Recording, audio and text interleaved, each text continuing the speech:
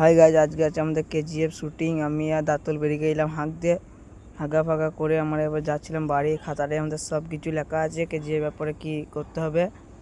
আর আমরা এখন যে কালকে অনেক কিছু মালপত্র কিনে নিলাম, ওইটা বাড়িতে রাখা আছে। আর এই ছেলেটা আমরা সবাই মিলে মাটি ঘুমিয়েলাম, রাতলে ঘর ঢুকতে দেয় নাই, রাতলে পেছনে হেঁকে দিই বলে। তারপর আমরা ঘুম থেকে উঠে দুজন মিলে যেতে লাগলাম। দেখো দাঁতলদের ঘর যাচ্ছে, আমি এবার একা একা চলে গেছে ঘর আগেই। দাঁতলদের ঘরে সব মালপত্র রাখা আছে, দেখো ওখানে যেয়ে দেখা হচ্ছে। দেখো আমরা চলে এসেছি দাঁতলদের বাড়ি। দেখো গাছ কাপগুলো কাল আমরা কুড়িয়ে নিলাম, মানে এগুলি আমাদের পয়সা বলে। দেখো গাছ গাদা কুড়িয়ে এনেছি।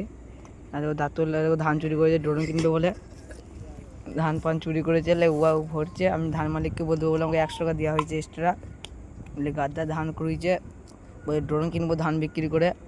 আর আমি এদিকে কাপগুলো দেখছি, কাপগুলো কোথাও ভেঙে ভেঙে গেছে নাকি আনতে গিয়ে। আর ওইদিকে ওরা দুজন মিলে ধান ভরছে। তো হ্যালো গাইস, আমরা ধান ভরতে দেখি, তোমরা সাবস্ক্রাইব করে ফলো করে যা করার দাও দিয়ে আমাদের ভরি দাও।